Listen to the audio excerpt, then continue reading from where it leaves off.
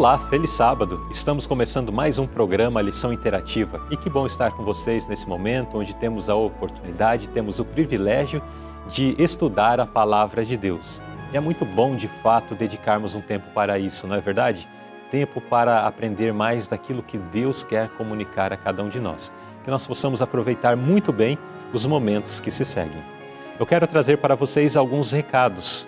O primeiro deles é lembrar sobre a lição das crianças. Pois é, a lição das crianças nós também temos, através do canal Timotinho, a publicação do estudo diário dessas lições. E se você ainda não conhece, você é convidado para acessar o canal Timotinho. É mais um canal aqui da TV Conectados com Deus, onde então todos os dias temos a publicação dos tópicos da lição, tanto do Tesouros Infantis como também da lição do Pequeno Pesquisador. O segundo recado que eu tenho para vocês, e será o último, né? Vou apresentar apenas esses dois recados, mas esse segundo recado diz respeito ao que nós teremos daqui mais um pouco. Então, creio que boa parte da nossa Irmandade está ciente que está acontecendo aqui em Itu um grande evento de música, um congresso de música, um evento muito especial, com a participação de grupos musicais de diversos lugares do Brasil e também com mensagens espirituais que têm falado ao nosso coração. E logo após o programa Lição Interativa, nós teremos então a apresentação da programação desta noite. Você é convidado então a permanecer com a gente assim que encerrar o programa Lição Interativa para acompanhar a sequência desse congresso de música, tá bem? Agora nós iremos com louvor e na sequência voltaremos com a apresentação daquele que estará interagindo conosco no estudo da lição.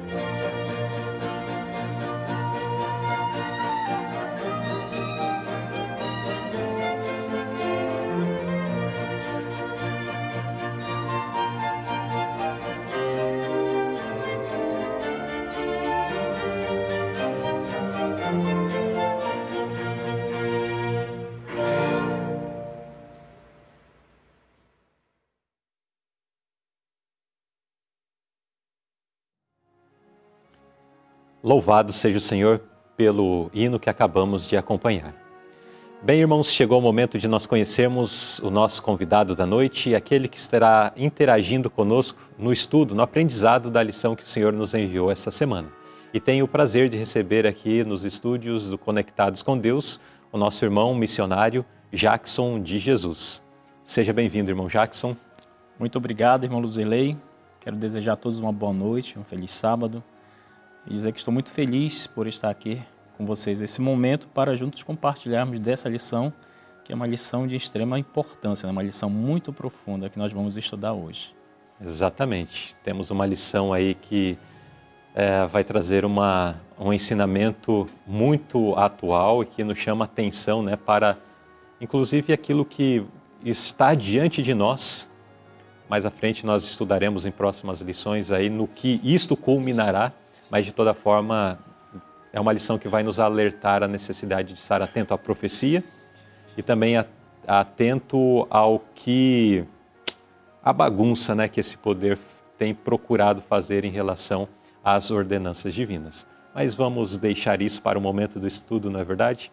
Agora nós vamos convidar a presença de Deus para que esteja entre nós, para que à medida que nós estudarmos as lições, o Espírito Santo de fato possa nos impressionar, possa tocar o nosso coração. Vamos nos colocar de joelhos então para orar. Pai querido que estás nos céus, muito obrigado por esse momento que o Senhor nos concede, onde nós estaremos estudando a Tua Palavra. Queremos lhe pedir que perdoe os nossos pecados, perdoe as nossas faltas e ajude-nos para que possamos aprender de Ti, aprender essas lições que o Senhor tem enviado a cada um de nós e que possamos ser exortados, também alertados em relação à necessidade de compreendermos melhor as Escrituras e de estarmos atentos aos Seus ensinamentos para que não venhamos a ser confundidos com aquilo que é apresentado por falsos ensinadores. Te pedimos, Pai querido, que seja com o Seu povo espalhado sobre toda a face da terra. Tudo suplicamos agradecidos em nome de Jesus. Amém.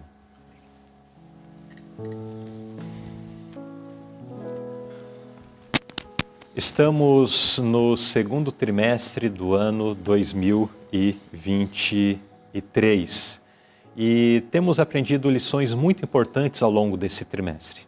Pontos essenciais da nossa fé, da nossa doutrina, assuntos direcionados à vida cristã, direcionados à doutrina que cremos, praticamos e ensinamos, questões também ligadas à profecia. Especialmente essas últimas lições têm trazido uma abordagem bastante profética. Na semana passada nós iniciamos o estudo no livro de Daniel, capítulo 7. Daniel, capítulo 7, traz, através da figura de 4 animais, ensinamentos acerca da história dos grandes reinos universais. E aí nós estudamos sobre a Babilônia, sobre os medos e persas, estudamos também acerca do Império Grego e como ele acabou se dividindo. E ficou para esta lição, a lição que vamos estudar neste instante, a apresentação ou o estudo do 4º animal mencionado ali em Daniel capítulo 7. Então nessa lição nós vamos entender as características desse 4º animal e como ou que império ele representa e como esse império se desenvolveu na história como um exato reflexo daquilo que já havia predito por Deus através de visões ao profeta Daniel. Então temos muitos ensinamentos e convido você para pegar aí a sua lição, a sua Bíblia e vamos juntos navegar pelas páginas sagradas através do estudo das profecias.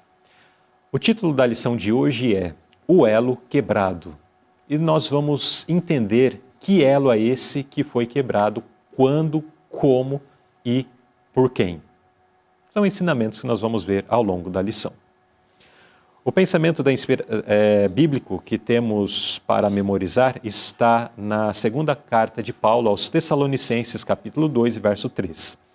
Ninguém de maneira alguma vos engane, porque não será assim sem que antes venha a apostasia e se manifeste o homem do pecado, o filho da perdição.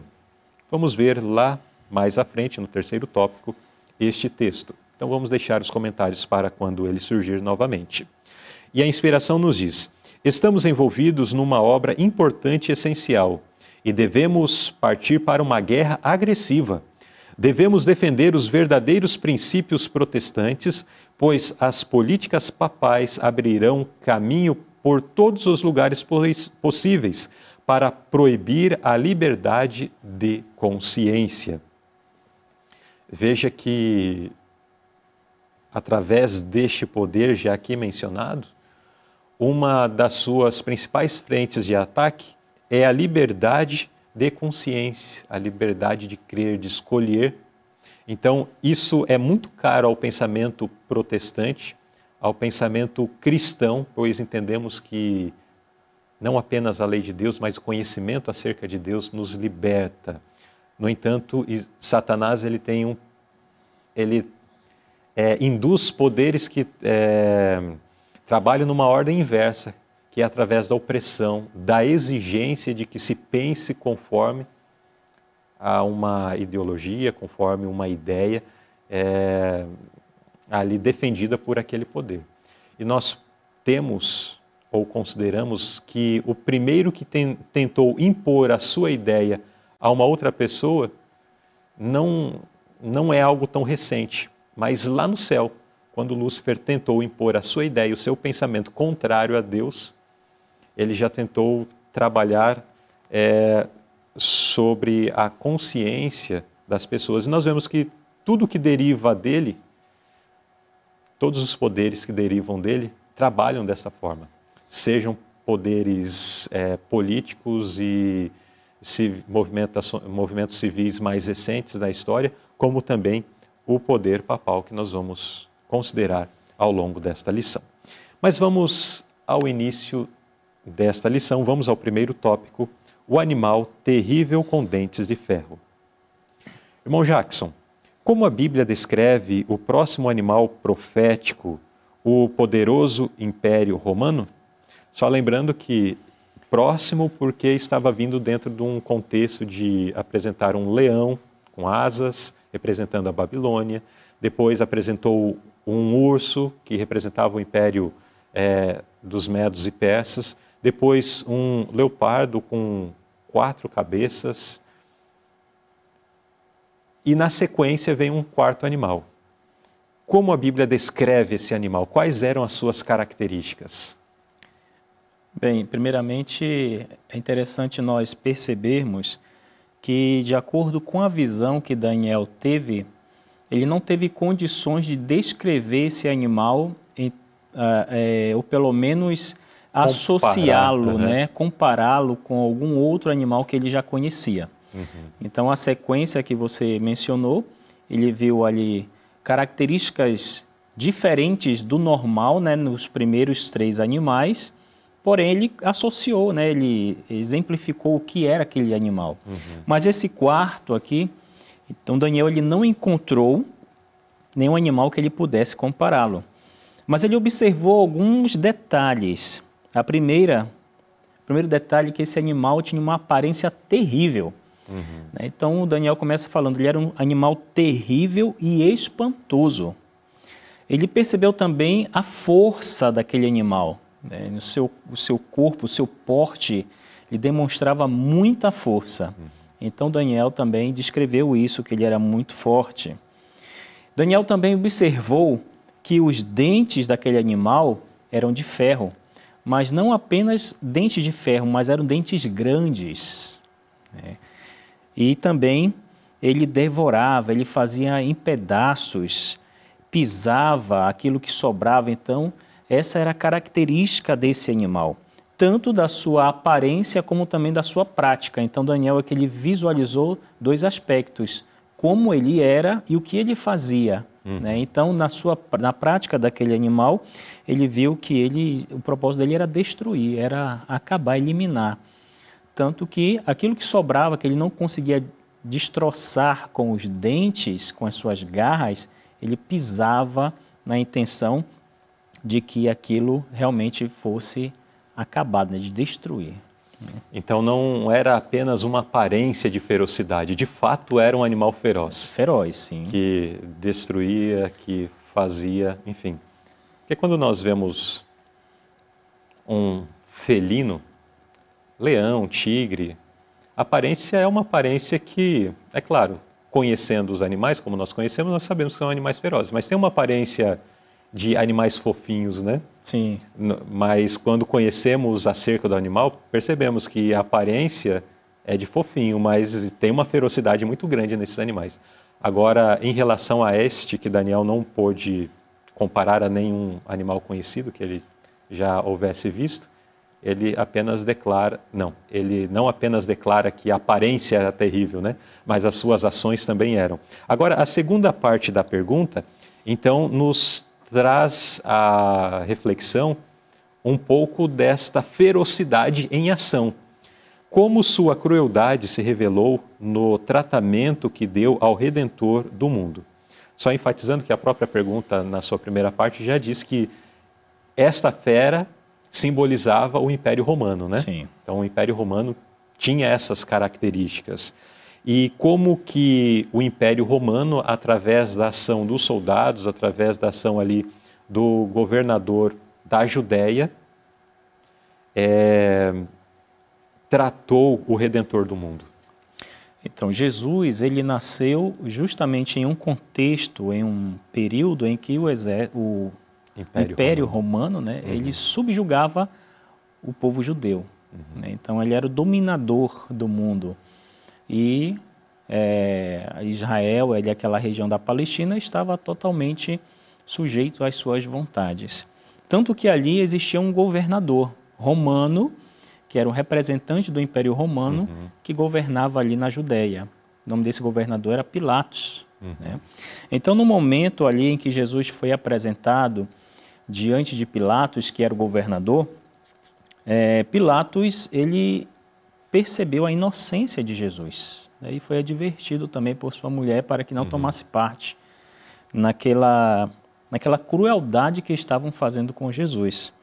Mas, de acordo com o que nós vemos em Mateus, Pilatos, ele entregou Jesus para que Jesus fosse açoitado.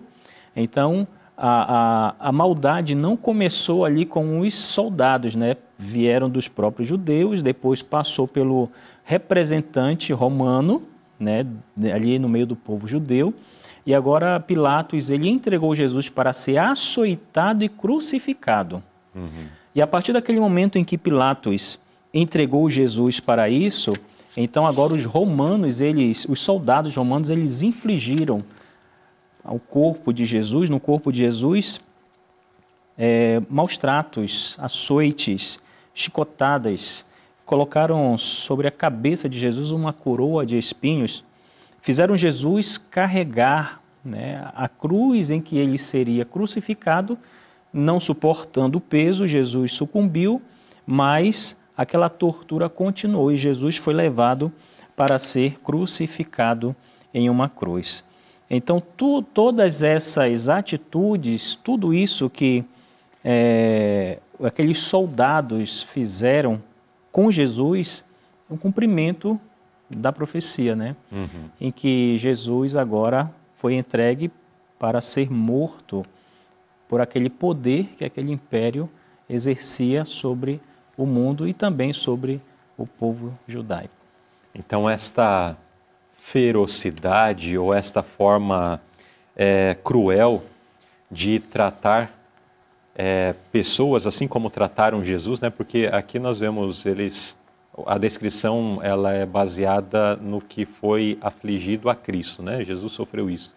Mas esta era a forma que os romanos tratavam aqueles que eles tinham como criminoso, ou que tinham como rebeldes, ou que eles precisavam punir por uma ou outra razão.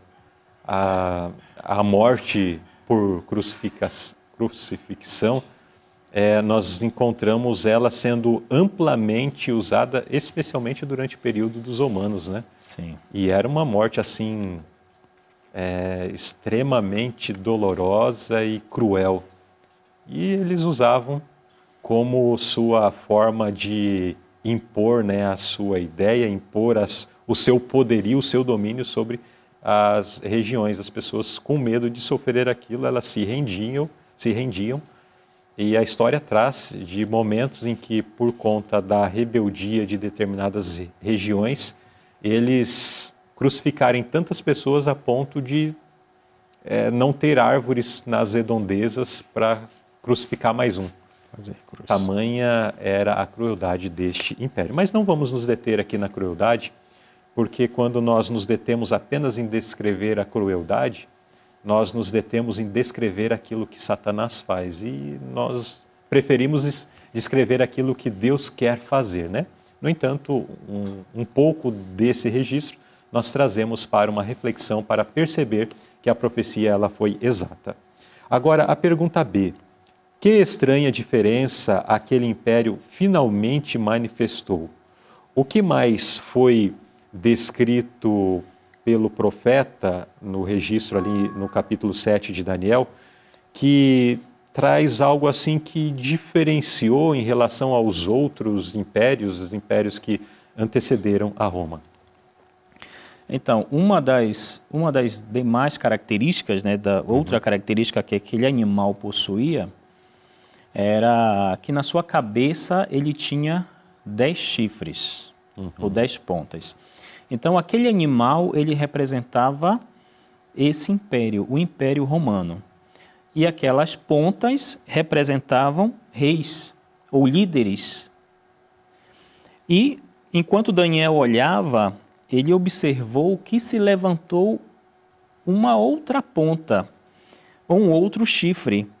E esse chifre, ele possuía características bem distintas. Ele possuía olhos, ele tinha boca, e não apenas tinha boca, mas ele falava também, aquele chifre falava. E ele falava palavras, né, contra Deus. E ele fazia guerra contra os santos e vencia. Então, essa foi a característica, a diferença que esse animal lhe manifestou. Quando surge ali uma ponta, depois das 10, diante dela 3, né, são quebradas, e agora ela surge, se fortalece, com olhos e boca, pronunciando palavras contra Deus e perseguindo os santos de Deus. Muito bem. Então, nós temos nesse primeiro tópico a apresentação desta fera terrível, espantosa, com características singulares que não puderam ser comparadas pelo profeta com qualquer outro animal. Na pergunta B já nos trouxe mais alguns detalhes a mais, né, sobre esta fera terrível. Mas esses detalhes serão explorados nos próximos tópicos da lição. Portanto, nós vamos encerrar o estudo desse tópico sem nos aprofundar no que essas características, o que este falar com altivez, o que esses chifres, né, que caíram e aquele que surgiu realmente significam, simbolizam, e o que essa expressão fazer guerra contra os santos e vencê-los também significa, porque nós vamos ver mais à frente da lição. E que o Senhor continue nos abençoando, nos ajudando, para que nós possamos, ao estudar as profecias bíblicas, perceber a exatidão como elas se cumpriram. Portanto, aquelas profecias que ainda não se cumpriram, as profecias que nós temos aqui na Bíblia Sagrada, certamente elas se cumprirão. E temos uma grande profecia aí pela frente, que diz que Jesus em breve vai voltar. Estamos preparados? Que nós possamos estar preparados para isso. Amém? Chegamos ao segundo tópico da lição que estamos estudando esta semana. Uma lição que fala sobre o quarto animal de Daniel, capítulo 7. Neste segundo tópico, vamos aprender sobre um poder que pretende mudar a lei de Deus. Vamos entender que poder é este que pensou ter autoridade ou agiu como se tivesse autoridade para mudar coisas que são imutáveis, que Deus não delegou a ninguém. Pelo contrário, Deus estabeleceu na eternidade e que perpetuará para toda a eternidade. Mas vamos ver que poder é esse que se levantou na história, pensando que tinha poder para realizar mudanças, e quais foram essas mudanças também. É o que nós vamos estudar agora. Pergunta A. Como sabemos que ninguém pode mudar a lei de Deus? Irmão Jackson, quais são as evidências que temos de que a lei de Deus é imutável? Muitas evidências são apresentadas na palavra de Deus através de menções, né, nos versículos bíblicos. Nós vemos aqui nessa pergunta algumas menções feitas pelo salmista, né, que ele diz que os mandamentos de Deus eles permanecem para sempre. Nós vemos também o próprio Jesus declarando, né, que a sua vinda a esse mundo, a sua missão não era abrogar ou destruir a lei, mas cumpri-la. E nós vemos também em Lucas o próprio Jesus também mencionando que seria muito mais fácil o céu e a terra passar do que cair um tio que fosse da lei. Então essas menções e o próprio fato também, ainda mais, né? Algo assim mais, uma evidência muito mais forte, é a própria morte de Jesus na cruz. Quando nós olhamos a história de Daniel, no capítulo 6, versículo 15, nós vemos ali uma ocasião muito interessante, em que o rei Dário, agora de forma inadvertida, ele faz um decreto em que não se podia orar, né? Daniel ora, e agora os inimigos de Daniel aplicam a lei contra ele, né? E nós vimos na história lá que Dário, ele tenta reverter a situação, mas o que acontece? Os inimigos de Daniel, os outros governadores, dizem, olha, tu sabes muito bem que a lei ela não pode ser mudada. É a lei dos medos e persas. E pelo cumprimento da lei que não podia ser mudada, Daniel agora é condenado à morte. Daniel é jogado na cova dos leões. Então nós vemos aqui um detalhe muito interessante. Se a lei pudesse ser mudada, Daniel precisaria ser jogado na cova dos leões? Não. De forma nenhuma. E agora vamos aplicar para a lei de Deus. A lei de Deus ela foi escrita com o próprio dedo de Deus, ou seja, ela tem a assinatura de Deus. Se a lei de Deus pudesse ser mudada, haveria necessidade de Cristo morrer na cruz? Não, era só ter mudado, ao invés de mudar depois da sua morte, só ter mudado antes. Ter mudado antes. Para que haveria necessidade de Cristo vir a esse mundo? Então, se nós podemos ver aqui que num contexto humano existe seriedade na elaboração das leis, como o exemplo ali do tempo de Daniel, quanto mais num contexto santo, num contexto onisciente de Deus. Onde o próprio Deus estabeleceu uma lei.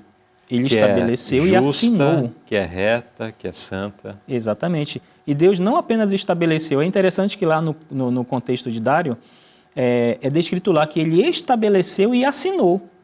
Por isso ela não podia ser mudada. E a lei de Deus, quem estabeleceu? Ele. Deus. E quem assinou? Deus. Ele assinou. Então, não tem nenhuma evidência de que essa lei ela pode ser mudada. A morte de Cristo é a maior de todas as evidências. Para alguns que colocam, né, a morte de Cristo como sendo a abertura para a mudança da lei, eles estão plenamente equivocados.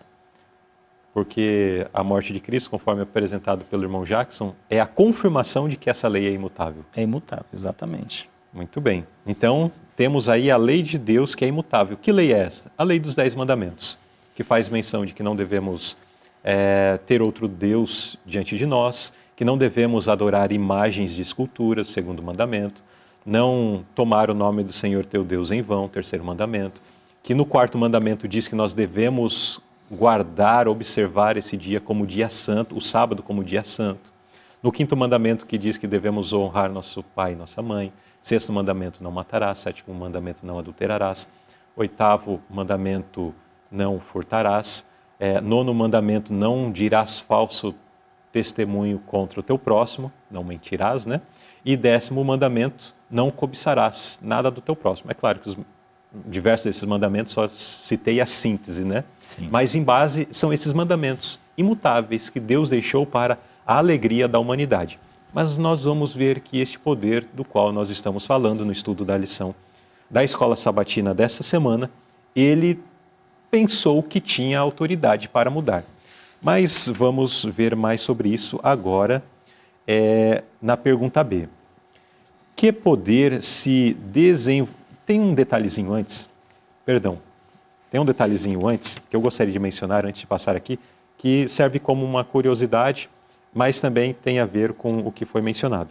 Tem um texto mencionado na pergunta A, que é o texto de Apocalipse, capítulo 22, verso 14. E que na versão trazida aqui, que é a versão mais comumente usada nas nossas congregações, que é a versão revista e corrigida, mas também a revista e atualizada caminharia por esse mesmo texto, da mesma forma, diz assim: bem-aventurado aqueles que lavaram suas vestiduras no sangue do Cordeiro, para que tenham direito à árvore da vida e possam entrar na cidade pelas portas. Conforme a base do texto grego para a tradução deste versículo, e nós temos duas vertentes principais de textos gregos para as traduções modernas das Escrituras Sagradas, a expressão aqui apresenta lavaram as suas vestes no sangue do Cordeiro. Mas se usar uma outra base, que é a chamada textos recebidos ou textos recépticos, esse mesmo verso faz menção de que bem-aventurado aqueles que guardam os seus mandamentos para que tenham direito à árvore da vida. No grego, a expressão lavar as suas vestes de sangue do Cordeiro e a expressão que guardam seus mandamentos é muito similar. E aí fica a grande dúvida, né? Qual das duas traduções seria a que realmente foi a que João redigiu? Não sabemos. De toda forma, o verso aqui, lavaram suas vestiduras no sangue do Cordeiro, também tem o seu significado, faz menção da justiça de Cristo, da nossa vida ser limpa e lavada no sangue de Cristo, mas também dentro do contexto, a expressão da guarda dos mandamentos de Deus também cabe, e aí existe não se sabe exatamente qual é de fato a expressão que João utilizou lá quando redigiu o Apocalipse, ok? Mas quando esse texto apareceu nessa pergunta aqui, a intenção de quem preparou a lição e a versão bíblica de quem preparou a lição fazia menção de que guardaram seus mandamentos, como uma menção, né? Como sabemos que ninguém pode mudar a lei de Deus? Então aqui a menção seria de que a guarda dos mandamentos da lei de Deus é algo que está, sim, atrelado à questão da vida de alguém com Deus, né? Alguém que entrega a sua vida a Deus, ele vai receber os mandamentos de Deus dentro do seu coração e pela graça de Cristo buscará viver esses princípios. E por fim, alcançará a vida eterna, né? E por fim alcançará a vida eterna, que é o direito à árvore da vida. Que é a sequência do verso, ok? Isso é mais uma questão de curiosidade. Recentemente alguém me perguntou, né? Como entender essa questão? Algumas Bíblias falam de uma coisa, outras falam outra. Qual que é a melhor? Bom, não sabemos qual exatamente traz o sentido original por conta do que aconteceu no decorrer da história, né? Mas agora sim, vamos à pergunta B. Que poder se desenvolveria a partir do Império Romano? E o que ele pretendia fazer e quais mandamentos específicos afetou? Então, qual foi o poder que se desenvolveu a partir do Império Romano, que surgiu, pelo menos, da força desse império, né? Então, aqui foi um poder eclesiástico, um poder religioso, né? À medida que Roma pagã ela começou a declinar, surgiu agora um poder lá dentro de Roma, um poder religioso, que é o poder papal. Né? E esse poder ele se desenvolveu a partir do Império Romano, recebendo de Roma Imperial, né, a autoridade para poder exercer, né, também autoridade sobre o mundo e as pessoas.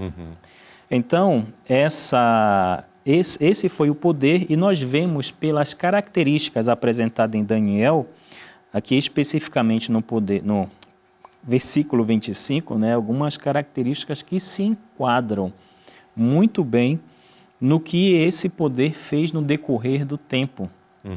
Né? Então nós vamos falar um pouco mais à frente a respeito disso, mas aqui fala, e proferirá palavras contra o Altíssimo, e destruirá os santos do Altíssimo, e cuidará em mudar os tempos e a lei. Então esse poder no decorrer do tempo, ele agora ele buscou, né, para si a autoridade que cabia unicamente a Deus. Né? Então ele por meio dessa atitude, né, de atribuir a si mesmo o poder que apenas cabia a Deus, ele agora está se voltando contra Deus, ele está proferindo palavras contra o Altíssimo. Quando ele fala também em que tem a autoridade dada por Deus para fazer isso ou aquilo outro, ele agora está falando contra o Altíssimo. Perseguiu os santos do Altíssimo, né, que é outra característica, mudou os tempos e a lei, e esse ponto especificamente aqui, ele agora buscou atingir de uma forma mais direta aquilo que representa o caráter de Deus, né, que é a sua lei. Sua lei. Então, porque ele pretendia, porque aqui não fala que ele mudou, é porque mesmo com essa tentativa desse poder em fazer essa mudança, ainda assim existiu, né? Existe e existirá um povo que levantará a bandeira da verdade, apresentando ao mundo os verdadeiros mandamentos. Então, quais foram esses mandamentos? Então, o primeiro mandamento que fala a respeito, o segundo mandamento, né, que fala a respeito da imagem de escultura, que não devemos fazer imagem de escultura, nem figura do que é em cima no céu, nem embaixo na terra, e assim por diante. Então, esse poder, né, o poder papal, ele retirou esse mandamento da lei de Deus, dizendo que ele tinha autoridade para fazer isso, que havia recebido de Deus a autoridade para fazer o que quisesse. E agora ele retirou também o quarto mandamento, né, substituindo, e para manter os 10, ele dividiu o 10º mandamento em 2. Né? Então veja só, esses mandamentos foram afetados de forma mais direta, de forma mais específica. E aqui fala na nota, fala que Roma se atreveu a eliminar da lei de Deus o segundo mandamento, que proíbe a adoração em imagens, e dividiu o 10º mandamento em 2, visando manter o número. Então, para que as pessoas mantivessem, né, a observância de 10 mandamentos, ele manteve os 10, mas fez toda essa mudança na lei de Deus. Exato. Então, quando, dentro do contexto familiar, né, o pai estabelece uma certa ordem dentro da sua casa, uma certa regra, e diz para o filho, filho, você não pode fazer tal coisa. Aí vem a mãe e diz, não, filho, você pode fazer tal coisa. E a vontade da mãe, isso pode ser o oposto também, a ordem aqui não vai alterar o exemplo. E vem, enfim, o outro cônjuge e fala, você pode fazer, contrariando a regra do primeiro, e prevalecendo essa regra, nós percebemos que a mãe, ou a segunda, né, pessoa, ela teve um intuito ou uma certa preponderância, ou intenção de preponderância, em desfazer a primeira regra.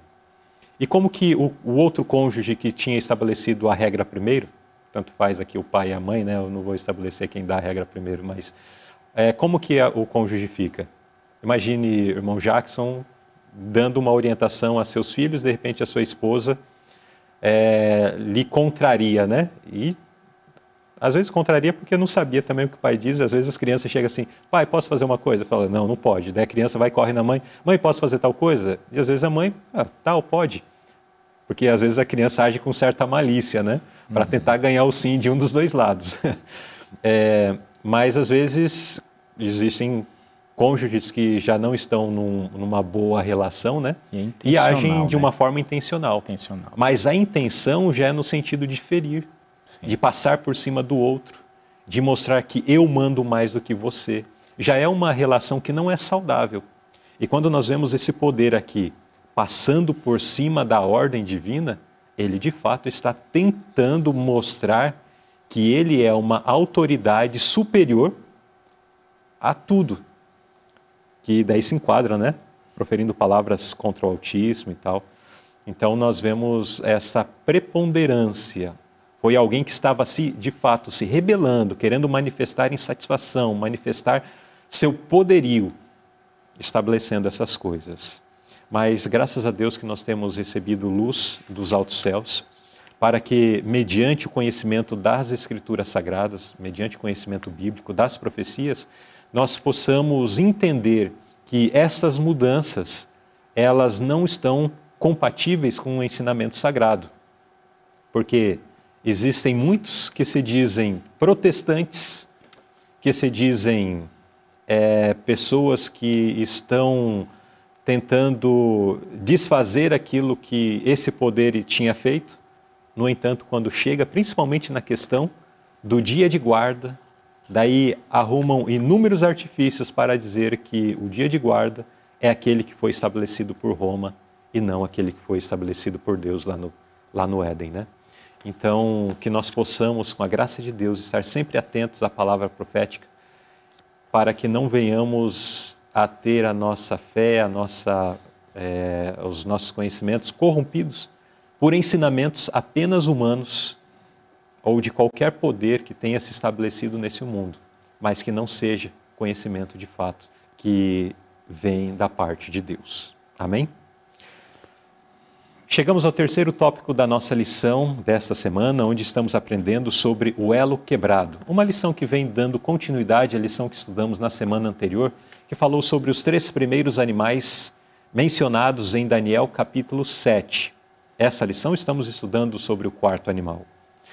Nesse terceiro tópico vamos aprender sobre a besta blasfemadora. Vamos entender mais sobre quem é esta besta blasfemadora, ou quais foram as blasfêmias, né, proferidas por esta besta. Vamos lá. Pergunta A. Como o poder de Daniel, ou do chifre em Daniel 7, profere palavras contra o Altíssimo, atribuindo de modo blasfemo aos homens a autoridade e a prerrogativa de perdoar pecados? O que mais esse poder prega? Então, irmão, aqui nós podemos ver que essa besta, esse chifre, né? Esse chifre de Daniel 7, ele reivindica para si a posição e a autoridade que Deus não atribuiu a qualquer mortal. Então, quando esse poder, né, que é o poder papal, ele se auto-intitula como cabeça visível da Igreja Universal de Cristo, quando ele diz que ele foi investido de autoridade suprema, quando ele diz que ele recebeu os títulos da divindade, quando ele se auto-intitula como o Senhor Deus, o Papa, quando ele diz que ele é o mediador terreno entre Deus e os homens, quando ele diz que ele está no lugar de Deus aqui na terra. Então veja, quantos atributos blasfemos ele atribui a si mesmo. Então todas essas indicações enquadram perfeitamente esse poder como sendo representado pelo chifre de Daniel 7, que profere palavras contra o Altíssimo.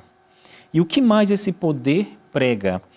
Além disso, ele prega também que a igreja romana é uma igreja perfeita, que ela não tem a possibilidade de pecar, nunca errou e nunca errará. E além disso também, ele prega a infalibilidade do Papa. Né?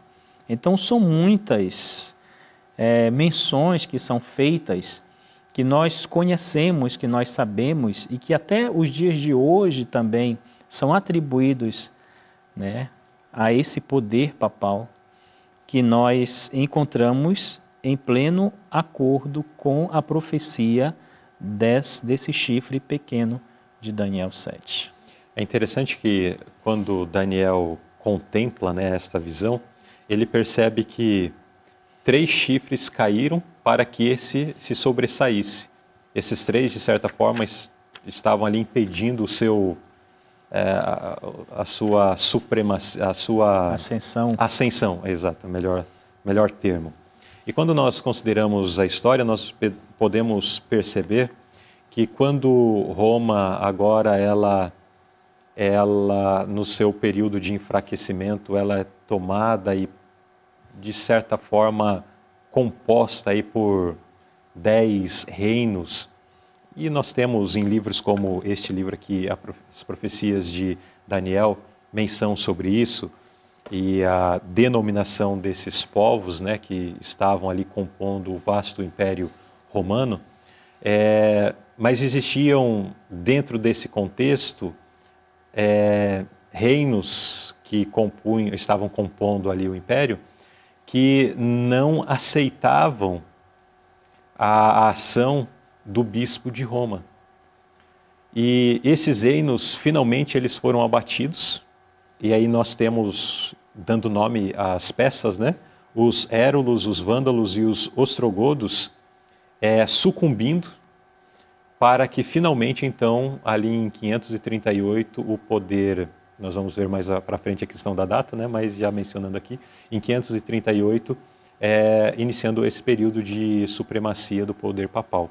Porque esses reis, que inclusive tinham uma vertente teológica diferente da vertente teológica romana, que eram atrelados ao arianismo, que teologicamente daí já é uma vertente, inclusive, que não aceita a plena divindade de Cristo e assim por diante. Mas a ação desses reis faziam que, não permitiam, né, que o poder papal então se desenvolvesse de uma forma ampla. Mas quando eles foram derrotados, e aí houveram algumas batalhas e lutas, enfim, quando eles foram derrotados, daí o poder papal iniciou a sua ascensão, né? Na verdade, se estabeleceu. A melhor palavra seria essa. Se estabeleceu de fato com a queda disso. Então, muitas menções acerca de si como palavras blasfemas, né? Quem pode, como homem, por mais honrado que seja entre os homens, receber títulos como esses que foram mencionados aqui, né? Títulos que o apresentam como representante de Deus ou mesmo como Deus, né? O Senhor Deus, o Papa. Isso é extremamente blasfemo, trazer essa prerrogativa a um ser humano. É blasfemo tanto para aquele que deseja receber essa honra, como também é blasfemo daqueles que aceitam dar essa honra a um ser humano, a uma criatura, né? Então, são pontos marcantes na história e que prevalecem até os nossos dias e prevalecerão até que finalmente esse poder será destruído. Vamos à pergunta B. Como sabemos que essa manifestação do anticristo não é apenas um evento futuro, que ainda está mais para frente na história, mas já havia começado nos dias dos apóstolos e do cristianismo estabelecido? Então nós vemos já na história da igreja primitiva algumas menções. Paulo, ele quando escreveu uma carta aos Efésios, está registrado que ele já alertava ali, né, os irmãos a respeito dos lobos cruéis. que não perdoariam o rebanho, mas se levantariam com coisas perversas e atrairiam os discípulos após si. Então, que coisas perversas eram essas? Não eram coisas que manifestassem de forma escancarada a sua rebelião contra Deus. Não, mas eram coisas atrativas, né? Eram propostas atrativas, tanto que atraía discípulos, né? As pessoas se uniam, aceitavam, né? Essas teorias, né? Ou essas falácias. E nós vemos também João falando ali na sua primeira epístola que também ali o espírito do anticristo já estava se manifestando, né, no meio deles. E por fim, Paulo, falando aos Tessalonicenses, na sua segunda carta, ele é mais específico. Diz que o mistério da injustiça já opera, né? Então ele, falando a respeito do homem do pecado, do filho da perdição, da apostasia, né, que se estabeleceria de uma forma mais escancarada futuramente, mas ele disse que esse mistério da injustiça já estava operando, né? Mesmo em seus dias, né? Mesmo em seus dias. Uhum.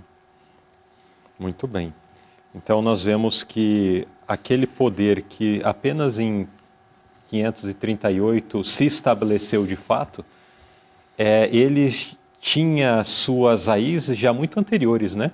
Ele foi se desenvolvendo ao longo dos séculos, até que finalmente em 538 se estabeleceu. Vale lembrar que cerca de 200 anos antes dele ter se estabelecido, foi quando Constantino estabeleceu a religião cristã como a religião oficial do Estado. Foram cerca de 200 anos antes. Ainda demorou mais 200 anos para que finalmente se estabelecesse de fato como um poder e realizasse ali toda a sua obra que está conforme descrito nas profecias.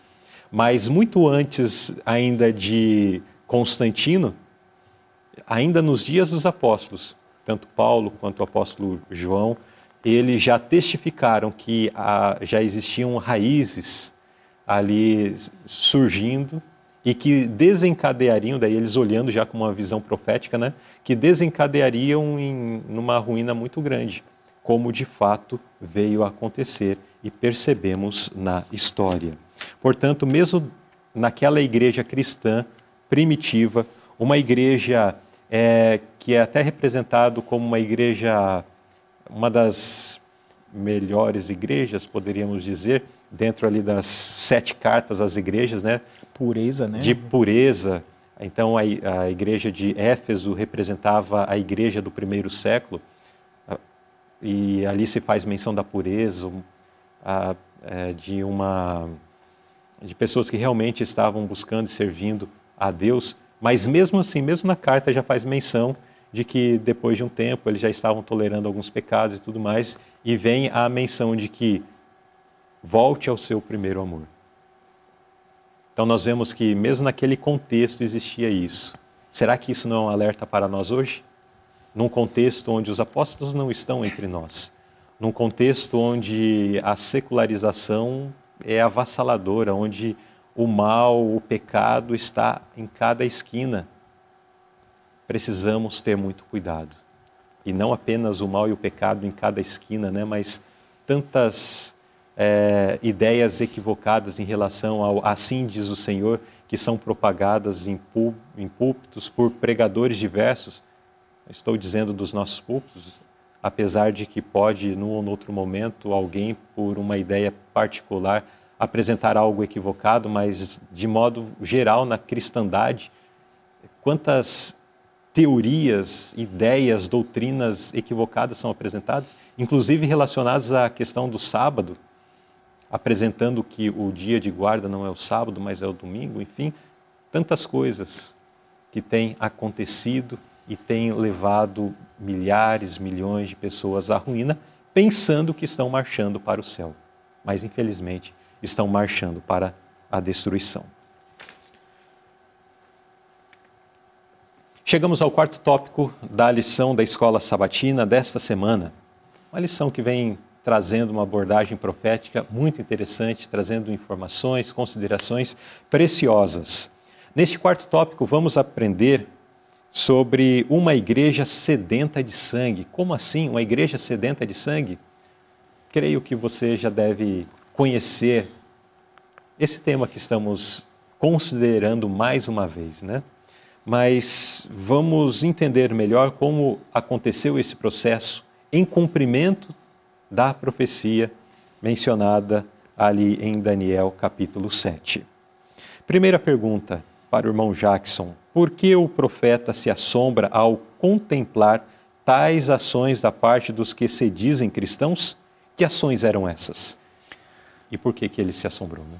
Então, Daniel, na sua visão, ele viu que os santos eles seriam entregues nas mãos desse poder. Ou seja, haveria uma permissão, né, de que esse poder ele exercesse sobre os cristãos a dor, a perseguição e a tortura. Né? Jesus, quando esteve aqui na terra, ele também falou a respeito dessa aflição que os santos haveriam de passar. E ele falou que se aqueles dias não fossem abreviados, nenhuma carne se salvaria. João, ele viu também que foi permitido a esse poder fazer guerra contra os santos e vencê-los. E, por fim, no capítulo 17 de Apocalipse, João fala que a mulher aqui representa um poder religioso, né? Justamente esse poder que nós estamos falando aqui nessa noite. Que a mulher ela estava embriagada com o sangue dos santos, do sangue das testemunhas de Jesus. Então, o que foi elaborado por esse poder, o que foi que ele fez que causou tanto espanto ao profeta Daniel quando ele teve essa visão? Foi agora estabelecido um tribunal chamado o Tribunal da Santa Inquisição, onde os líderes religiosos desse período, eles começaram a perseguir os cristãos e todos aqueles que se colocassem contrários aos seus dogmas, às suas reivindicações, às suas ideias e às suas exigências. Então, esse tribunal, que era o Tribunal da Santa Inquisição, ele agora dizia que ele estava agindo em nome de Deus. Por isso que a pergunta fala que essas pessoas se diziam cristãos. Por quê? Porque que cristão, de fato, vai estabelecer um tribunal que tem a sua função, que tem o seu propósito de perseguir, de matar, de torturar? Mas, de fato, isso aconteceu. E, durante muito tempo, os verdadeiros cristãos foram perseguidos, tiveram seus corpos mutilados, foram esquartejados, foram jogados às bestas feras para serem devorados vivos e agora depuseram as suas vidas como verdadeiros mártires. Toda essa cena trouxe muito espanto ao profeta e por isso que ele fala em Apocalipse capítulo 17, versículo 6, que isso trouxe grande admiração. Como podia um poder trazer tamanha dor e sofrimento para o povo de Deus? Mas, de fato, isso aconteceu. Exato. E através desse processo, né, da Inquisição e outras perseguições não atreladas diretamente à Inquisição, mas elas alcançaram aí dezenas de milhares de pessoas, né?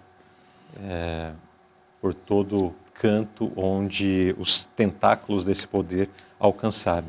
Então, qualquer pessoa que não estava de acordo com os pensamentos propostos ali pela igreja, elas estavam passíveis de sofrerem algum tipo de punição, né? Então, lembram-se lá da abertura da lição, quando eu mencionei que essa tirania de oprimir aqueles que não pensam igual é algo satânico, surgiu com o próprio inimigo, pois é, aqui nós vemos de fato a sua aplicação, né? Então, este poder, ele agiu contra aquele... agiu de forma punitiva contra aqueles que não pensavam igual. Irmãos, isso traz uma lição muito importante e necessária para a nossa reflexão. Quantas vezes nós ficamos assim chateados quando uma pessoa não pensa igual a gente e daí agimos assim de uma forma semelhante quase a esse povo aqui, né?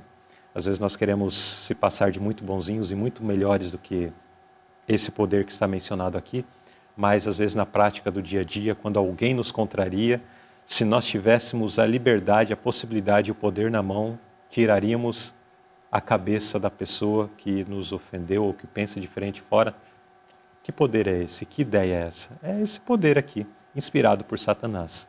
Então, se tal sentimento se apodera de você em algum momento de contrariedade, ore para que o Senhor tire esse pensamento de dentro do seu coração, porque isso não provém de Deus. Isso é das trevas, é a mesma inspiração que esse poder teve para realizar essas atrocidades no passado. Pergunta B. Do que os cristãos vitimados por tais atrocidades a parte de professos crentes devem se lembrar? E como isso lhes traz esperança? Então devemos lembrar que o próprio Jesus, ele padeceu perseguição por causa da verdade. E em sua carta a Timóteo, na sua segunda carta, Paulo, que uma vez foi perseguidor, mas depois se tornou perseguido, ele escreve a Timóteo que todos os que piamente querem viver em Cristo Jesus padecerão perseguições. E em Apocalipse nós vemos que o diabo, ele faz todos os esforços possíveis para trazer dor e sofrimento aos filhos de Deus. Lança-os na prisão, né, e assim, sempre que possível, tira-lhes a vida na intenção de machucar, né, o povo de Deus e na intenção de atingir o próprio Deus.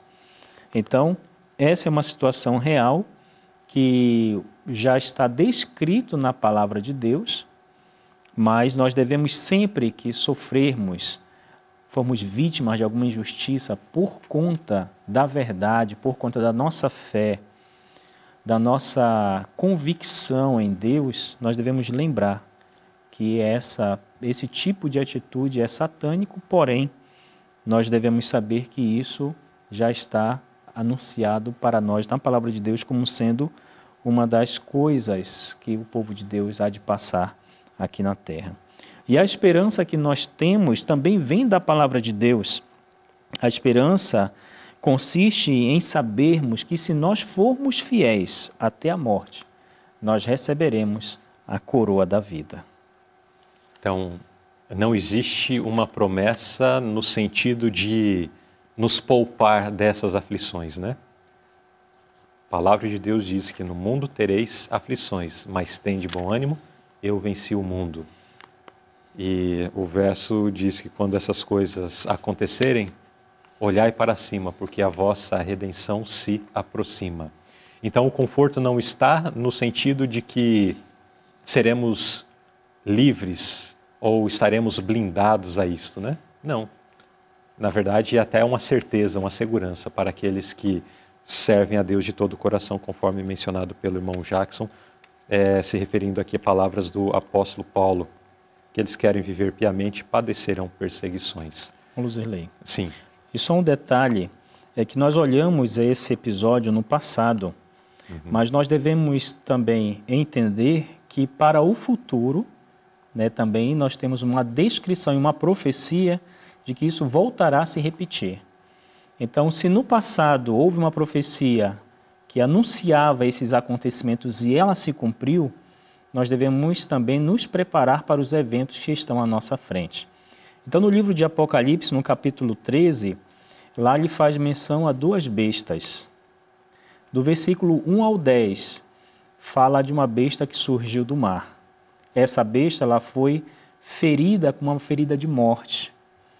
E nós sabemos que essa besta ela se refere justamente a esse poder, que teve o seu domínio, né, enfraquecido, né? Mas fala também de uma segunda que surgiu da terra, e essa segunda ela vai fazer uma imagem da besta que foi ferida, uma ferida de morte, mas que não morreu. E será agora dado a essa primeira besta, essa imagem, né, o poder de perseguir, de matar todos os que não adorem a primeira besta. Então esse evento aqui está no futuro, né? E nós devemos nos preparar para que, nesses acontecimentos nós estivermos aqui, nós também entendamos que a nossa esperança consiste em sermos fiéis até a morte para recebermos a coroa da vida. Exatamente. Então, a nossa esperança está nisso, né?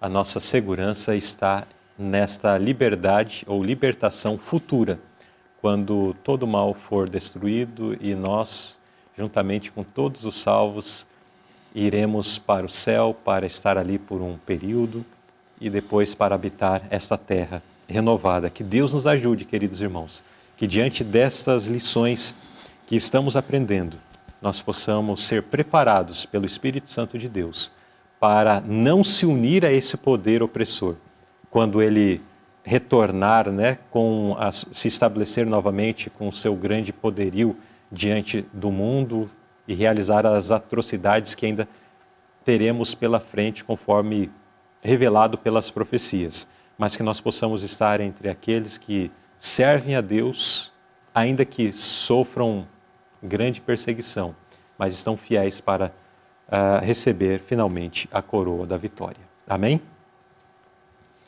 Chegamos ao final desta lição, ou não exatamente ao final, mas ao último tópico desta lição que estamos considerando nesta semana. Uma lição que vem considerando acerca do quarto animal apresentado em Daniel capítulo 7. Na lição da semana anterior nós vimos acerca dos 3 primeiros, representando o reino da Babilônia, o reino da Medo-Pérsia e o reino da Grécia. E o quarto animal representa o reino ou o império mundial que sucedeu o império grego, que foi o império romano. E deste império romano, conforme inclusive mencionado na profecia ou revelado pela palavra profética, surge um poder que se perpetua além do império romano. O Império Romano entrou em declínio já há muitos e muitos séculos atrás, mas teve um poder que, a partir do Império Romano, alçou o seu poderio também no mundo, que é o poder papal. E nós vamos ver, neste último tópico da lição, o período onde esse poder exerceu a sua maior autoridade sobre a face da terra. E vamos entender o que a palavra profética diz a respeito deste período. Então, o último tópico, o fim desse poder. Pergunta A.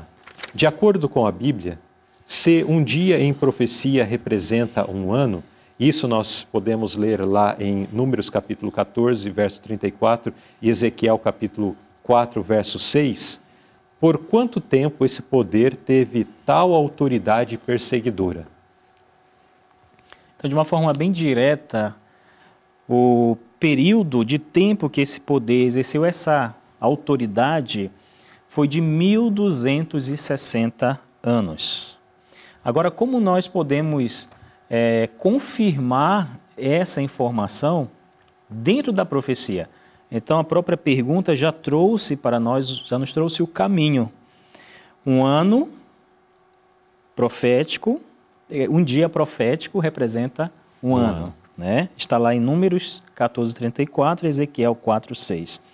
E a profecia que menciona esse período em que o poder papal exerceria essa autoridade está em algumas passagens da Bíblia, como Daniel 7, 25, onde ele fala que os santos seriam entregues à mão desse poder por um tempo, tempos e metade de um tempo.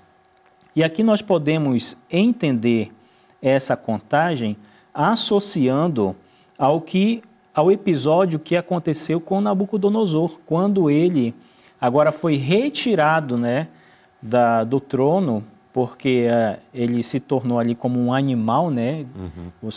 A sua inteligência, né, ela foi retirada ali para cumprir-se uma profecia também. Ele passou a morar entre os animais do campo e assim por diante, mas a profecia dizia que ele haveria de passar nessa condição 7 tempos. E ele passou 7 anos. Então, aqui nós vemos uma menção de que um tempo também é associado a ano. Então, quando nós vemos aqui na descrição da profecia de Daniel 7:25, tempos e metade de um tempo, nós podemos entender 1 ano, 2 anos e metade de 1 ano. Então, são 3 anos e meio. E para nós chegarmos a contagem de 1260 anos, nós devemos considerar o calendário judaico ordinário, que tem um ano de 360 dias e meses de 30 dias. Então, se nós agora calcularmos 3 anos e meio vezes 360, nós vamos chegar a 1260. E dessa forma nós chegamos a esse cálculo. Agora, em Apocalipse capítulo 13, versículo 5, também se referindo a esse período de poder da supremacia papal, de autoridade em que o papado exerceria sobre a terra, nós vemos agora uma outra contagem, falando que ele continuaria por 42 meses. Mas se nós pegarmos 42 meses de 30 dias e multiplicarmos 42 vezes 30, né, que são 42 meses, 42 vezes 30, nós vamos chegar ao mesmo número, de 1260 anos. Então, a profecia ela é exata. E essas evidências proféticas nos mostram que, de fato, Jesus está no controle de todas as coisas. E quando se iniciou esse período de supremacia papal, de autoridade, no ano de 538, como já foi mencionado pelo irmão Luzirley. E quando ele deveria terminar? Exatamente, ele terminou no ano de 1798, e nessa ocasião, o Papa ele foi aprisionado pelo exército francês. Logo em seguida, foi agora nomeado um outro Papa, mas esse ele não teve a mesma relevância, a mesma autoridade que o Papa que foi aprisionado aqui em 1798. E a partir daí, agora, findou-se esse período profético da supremacia papal, cumprindo-se exatamente a profecia e nos trazendo a evidência concreta de que as profecias apresentadas na palavra de Deus são verdadeiras e nós devemos observá-las, nós devemos estudá-las, nós devemos entendê-las para que nós possamos compreender o tempo que nós estamos vivendo. Amém. Amém. Muito obrigado, irmão Jackson, por essas explicações maravilhosas em base da lição que nós acabamos de considerar. Nesse instante, nós vamos agradecer a Deus também por esse estudo, e o irmão Jackson estará orando nesse instante e também lembrará dos pedidos de oração que você registrou aí no chat. Oremos.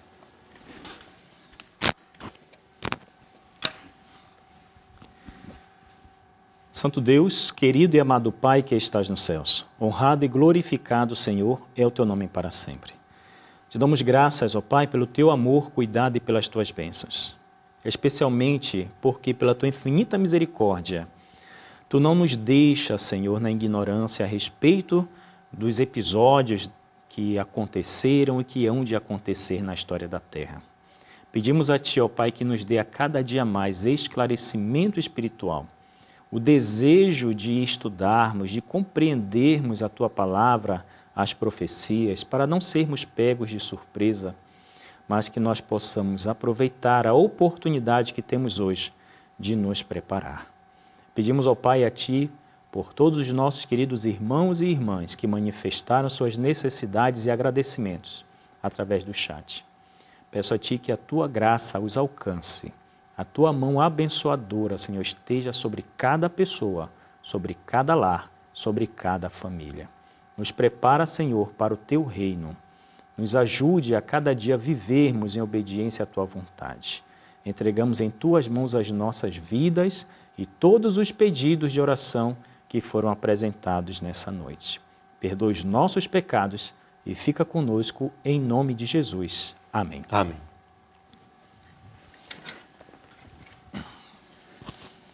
Mais uma vez, irmão Jackson, muito obrigado. Foi muito bom recebê-lo aqui no programa Lição Interativa.